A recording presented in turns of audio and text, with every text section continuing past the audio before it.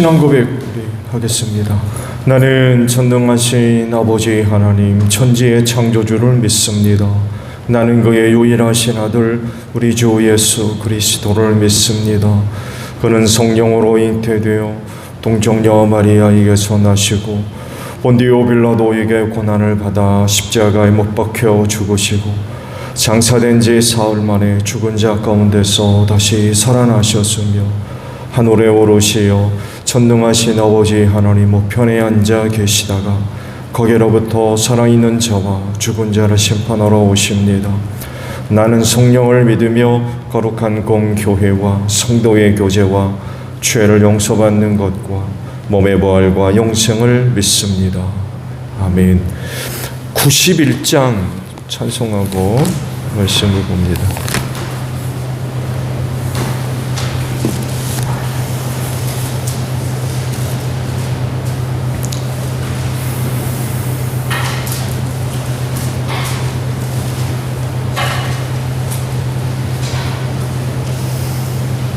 찬송가 91장입니다. 슬픈 마음 있는 사람 예수 이름 믿으면 영원토록 변함없는 기쁜 마음 얻으리. 예수의 이름은 세상의 소망이요 예수의 이름은 천국의 기쁨일세. 거룩하신 주의 이름 너의 방패 삼으라. 환난 시험 당할 때에 주께 기도드려라.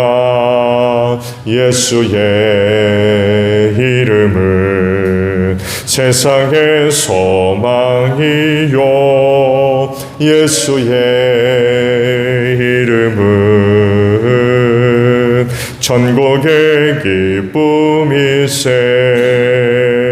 존귀하신 주의 이름 우리 기쁨 되도다. 주의 품에 안길 때에 기뻐 찬송 부르리. 예수의 이름은 세상의 소망이요 예수의 이름은 천국의 기쁨일세.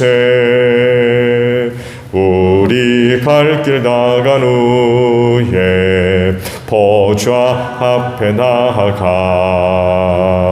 왕의 왕께 경배하며 멸류관을 드리리.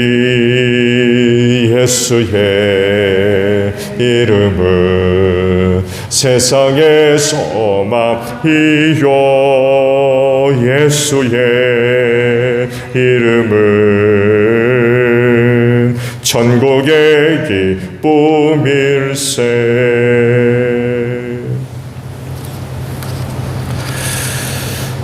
사무엘상 28장입니다.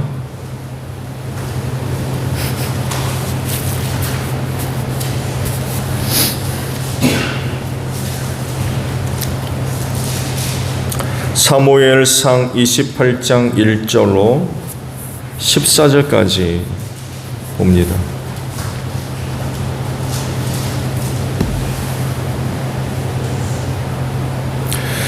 그럴 즈음에 블레셋 사람이 이스라엘에 쳐들어가려고 모든 부대를 집결시켰다. 그러나 그러자 아기스가 다윗에게 말하였다. 귀관이 나와 함께 출정하여야 한다는 것을 알고 있을 줄 아오. 귀관은 부하들을 거느리고 직접 출정하시오.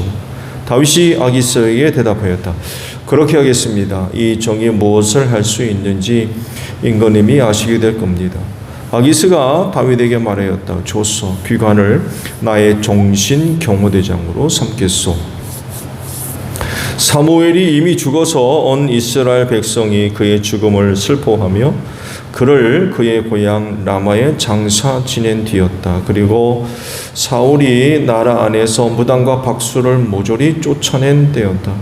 바로 그때 블레셋 군대가 모여서 수넴에 진을 쳤다. 사울도 온 이스라엘군을 집결시켜 길보아 산에 진을 쳤다. 사울은 블레셋 군의 진을 보고 두려워서 마음이 몹시 떨렸다. 사울이 주님께 물었으나 주님께서는 그에게 꿈으로도 우림으로도 예언자로도 대답하여 주지 않으셨다. 그래서 사울은 자기의 신하들에게 명령하였다. 망령을 불러 올리는 여자 무덤을 한 사람 찾아보아라. 내가 그 여인을 찾아가서 물어보겠다. 사울의 신하들이 그에게 말하였다. 엔돌에 망령을 불러 올리는 무당한 사람이 있습니다. 사울은 다른 옷으로 갈아입고 변장한 다음에 두 신하를 데리고 갔다. 밤에 그들이 그 여인에게 이르렀는데 사울이 그에게 말하였다. 망령을 부르는 술법으로 내가 당신에게 말하는 사람을 나에게 불러 올려주시오. 그러나 그 여인이 그에게 대답하였다. 이것 보시오. 사울이 이 나라에서 무당과 박수를 모조리 잡아 죽인 것은 당신도 잘 아시지 않습니까? 그런데 왜 당신은 나의 목에 올가미를 씌워 나를 죽이려고 하십니까? 사울이 주님의 이름을 걸고 그 여인에게 맹세하였다. 주님께서 확실히 살아계심을 걸고 맹세하지만 당신이 이 일로는 아무런 벌도 받지 않을 것이요. 그 여인이 물었다. 내가 당신에게 누구를 불러 올릴까요? 사울이 대답하였다. 나에게 사무엘을 불러 올리시오. 그 여인은 사무엘이 올라온 것을 보고 놀라서 큰 소리를 질렀다. 그 다음에 그 여인은 사울에게 항의하였다. 사울 임금님이 몸소 오셨으면서도 왜 저를 속이셨습니까? 왕이 그 여인에게 말하였다. 무서워하지 말아라. 내가 무엇을 보고 있느냐? 여인이 사울에게 대답하였다. 땅속에서 영이 올라온 것을 보고 있습니다. 사울이 그 여인에게 물었다. 그 모습이 어떠하냐? 여인이 대답하였다. 한 노인이 올라오는데 겉옷을 걸치고 있습니다. 사울은 그가 사무엘인 것을 알아차리고 얼굴이 땅에 닿도록 엎드려 절을 하였다. 아멘. 자, 오늘은요 3절의 말씀을 함께 보려고 그래요. 사무엘이 이미 죽어서 온 이스라엘 백성이 그의 죽음을 슬퍼하며 그를 그의 고향 라마에 장사 지낸 뒤였다. 그리고 사울이 나라 안에서 무당과 박수를 모조리 쫓아낸 때였다라는 말씀입니다. 하나님 섬김의 길이 있다고 하면은 그 길이 몇 개나 되겠습니까?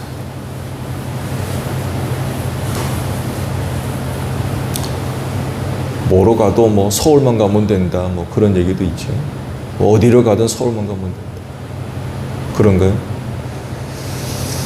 하나님 섬김의 길이 있다면 몇 개가 될까요? 그 길은 다른 길이 없는 줄로 압니다. 그 외길이란 얘기죠. 그 길밖에 없다는 거예요. 하나님은 살아계신 유일한 신이기 때문에 그런 하나님을 믿는 것도 역시 여러 개일 수 없습니다. 그 길에서 벗어나 다른 길로 나아가지 않습니다. 나아갈 수도 없고요. 신을 섬기는 그 길에 다른 신이 발견된다고 하면 그 길 따라 갈 수도 있을 거예요. 그렇지만 살아있는 신은 하나님 한 분뿐이기 때문에 다른 길이 있을 수 없어요. 가던 길에서 벗어나서 딴 길 갈 수 없어요. 또한 그 길은 사람이 만든 것이 아니라 하나님이 마련하신 길이기도 합니다. 즉 하나님 섬김은 계시를 통해서 알려진 거예요. 인간이 어떤 노력을 통해 가지고 없던 길을 개척해서 만들어낸 길이 아닙니다. 하나님 섬김이란 것은 계시에 의해서 이루어진 겁니다. 특히 제사도 그렇죠. 그 인간이 개발한 거 아닙니다. 하나님이 계시에 의해서 모든 과정과 방법을 알려주신 거예요. 내가 하고 싶은 대로 이렇게 한다고 해서 이렇게 하고 뭐 저렇게 한다고 해서 저렇게 하는 게 절대로 아니에요.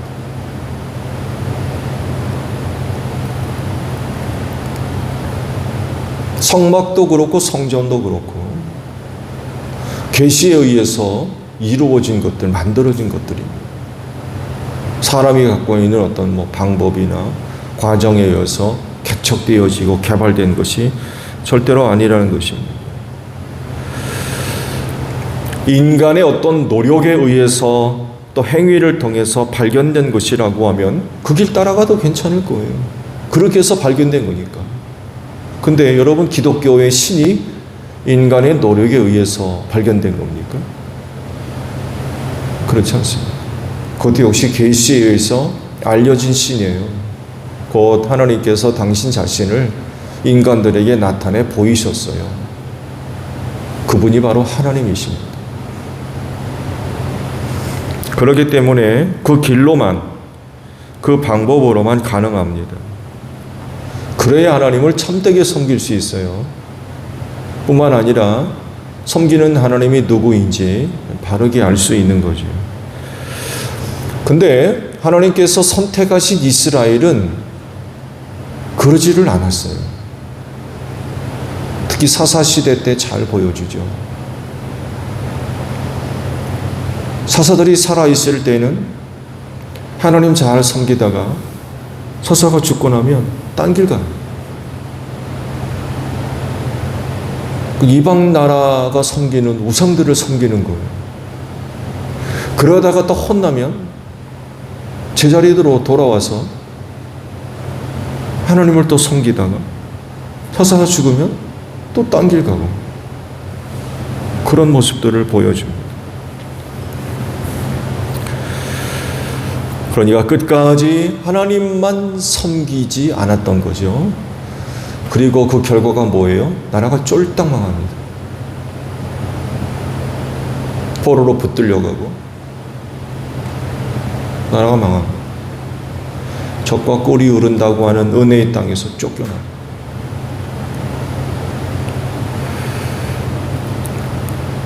오늘 말씀 속에서도 그 한 부분을 발견할 수 있어요. 오늘 말씀의 내용은 사울 왕의 또 다른 비참한 현실을 보여줍니다. 즉, 하나님과의 단절. 하나님에 의해서 세워진 사람이 그 하나님과의 관계가 단절되면 어떻게 되겠습니까? 망할 수밖에 없어요. 비참한 모습 봤죠? 귀신 불러내는 사람을 찾아가질 않나? 이 사람이 완전히 망가집니다.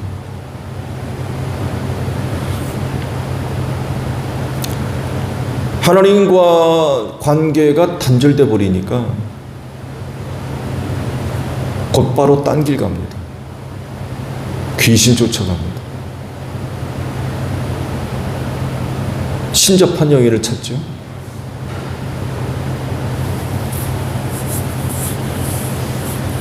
그런데요, 한 가지 또 놀라운 모습을 그가 보여줬죠. 신앙 갱신이 일어나는 듯한 모습을 보여줍니다. 사무엘 선지가 죽자 무슨 바람이 불었는지 그 땅에 있는 모든 무당과 박수들을 모조리 쫓아냈대요.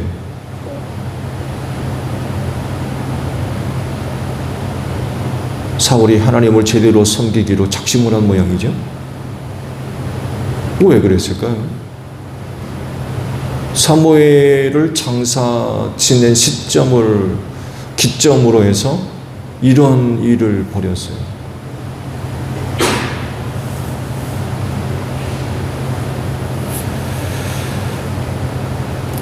사무엘 선지가 죽으니까 그때 그 시대가 그리웠나요? 아니면 죽은 사무엘을 존경하는 어떤 마음에 의해서 나온 어떤 모습인가요?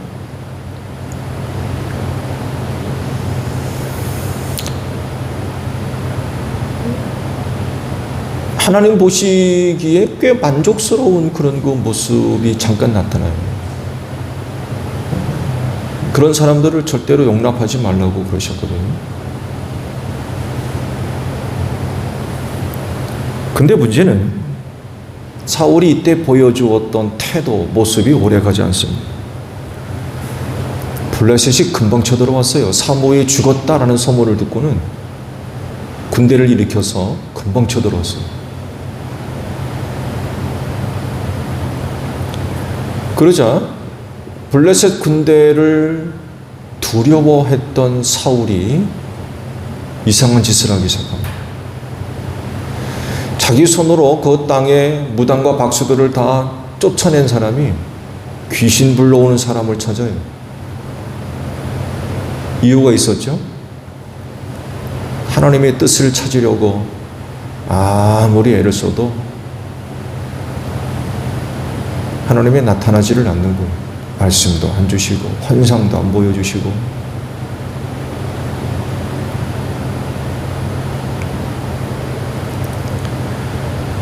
하나님께서 그렇게 하신 이유가 있죠. 사울의 시대를 완전히 망하게 하시고. 하나님의 말씀이 없으면 그 사람은 망할 수밖에 없어요. 아무런 말씀을 주질 않는 거예요.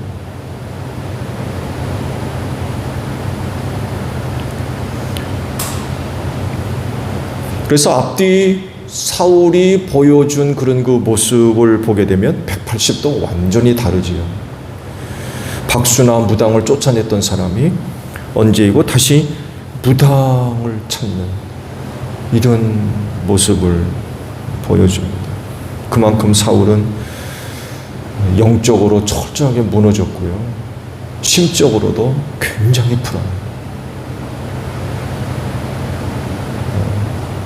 막장에 이른 그런 그 모습을 보여줍니다. 온전하지를 못해. 정신적으로도 영적으로도 심적으로도 심지어는 육체적으로도 말씀을 끝까지 쭉 보게 되며 밥도 못 먹어가지고 힘이 다 빠졌다고 해요. 완전히 무너져버린 그런 그 상태에 놓여 있었던 거죠. 참 불쌍해요, 사람이.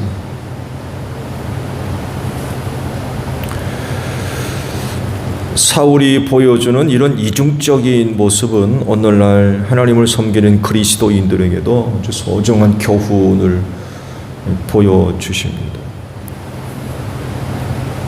하나님만 잘 섬기십시오. 아무리 다급한 위기가 있어도 딴 길 가면 안 돼요. 오늘날 그리스도인들 리서치에서 조사를 우리 한국 그리스도인들의 신앙 형태가 어떤지 조사를 한 일이 있습니다. 놀랍게도 점 보는 사람들이 상당히 많이 있대요. 4명 중 1명은 최근 5년 안에 5년 안에 한 번 이상 점 보러 갔대요. 이뿐만이 아니라 기독교인 중 3명 중 1명은 점 보는 것이 미신이 아니다. 이렇게 대답을 하더래요. 나이를 보게 되면 18세 이상 29세 사이의 젊은이들 2명 중 1명은 점 봤대요. 나이가 30세에서 39세 사이는 54%, 반 이상이나 되는 사람들이 점쳤다는 거예요.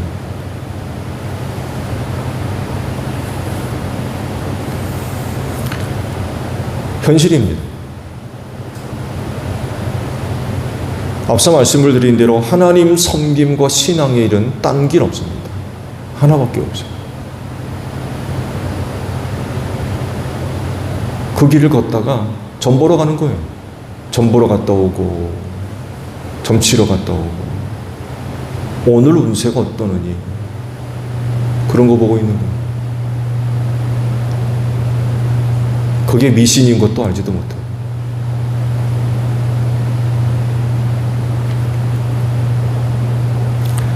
하나님은 한 분뿐인데 딴 길이 어디 있습니까? 그런 하나님을 섬기면서 딴 길 갔다 오는 거예요. 심심하면. 사울과도 같이 그런 거 위기가 발생하니까 무당집에 갔다 오는 거죠. 하나님을 잘 섬기는 것처럼 보이죠. 무당과 박사들을 다 쫓아냈으니까. 근데 막상 어려운 일이 발생하니까 무당 찾아가요.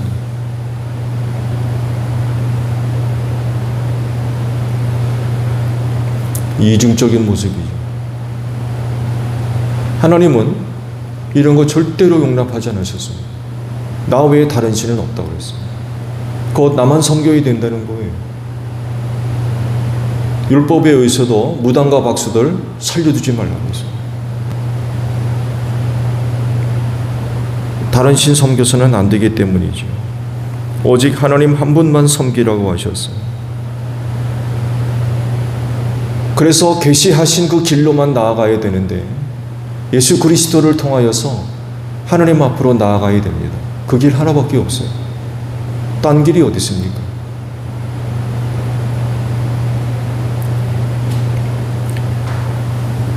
그런데도 다른 길이 있다고 하면 그건 사탄의 유혹이죠. 사탄의 유혹에 넘어가서는 안 되겠죠. 성령이 이끄시며 순종해서 예수 그리스도를 통하여서 하나님께로만 나아가는 그런 그 모습들이 있어야 될 겁니다. 신앙의 순결을 잘 지키십시오. 하나님 이외에 딴 신 섬기는 것은 있을 수 없습니다. 오늘도 주의를 통하여서 그 귀한 신앙이 고백되어지는 귀한 하루가 되시기를 바랍니다. 주기도문 합니다. 하늘에 계신 우리 아버지, 아버지의 이름을 거룩하게 하시며 아버지의 나라가 오게 하시며 아버지의 뜻이 하늘에서와 같이 땅에서도 이루어지게 하소서. 오늘 우리에게 일용할 양식을 주시고 우리가 우리에게 잘못한 사람을 용서하여 준 것 같이 우리 죄를 용서하여 주시고 우리를 시험에 빠지지 않게 하시고 악에서 구하소서. 나라와 권능과 영광이 영원히 아버지의 것입니다. 아멘. 기도합니다.